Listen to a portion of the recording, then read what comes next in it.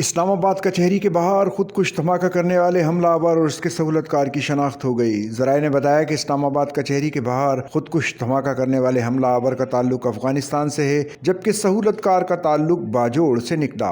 ذرائع کے مطابق خودکش بمبار کے سہولت کار کی نشاندہی سرچ آپریشن کے دوران ہوئی۔ آج صبح گرفتار افراد کی نشاندہی پر سہولت کار کو گرفتار کیا گیا۔ 11 نومبر 2025 کو اسلام آباد کچہری کے باہر پولیس ویپ کے قریب خودکش دھماکہ کیا گیا تھا، جس میں 12 افراد شہید اور 27 زخمی ہوئے جو اسپتالوں میں زیر علاج ہیں۔ دوسری جانب پولیس نے بتایا کہ اسلام آباد کچہری کے باہر خودکش دھماکے کی تحقیقات کے سلسلے میں 5 مشکوک افراد کو حراست میں لے لیا گیا۔ پولیس کے مطابق مشکوک افراد کو راولپنڈی اور اسلام آباد کے مختلف علاقوں سے حراست میں لیا گیا۔ کس سہولت کار نے حملہ آور کی کیا مدد کی، اس کا تعین کیا جا رہا ہے۔ انہوں نے بتایا کہ حملہ آور گولڑا سے پہلے ایک اور آن لائن بائک سروس سے 26 نمبر چونگی آیا تھا۔ اس نے گولڑا سے کچہری تک سفر کے دوران چہرے پر ماسک پہن رکھا تھا۔ پولیس کی جانب سے زیر حراست مشکوک افراد سے الگ الگ مقامات پر تفتیش کا عمل شروع کر دیا گیا۔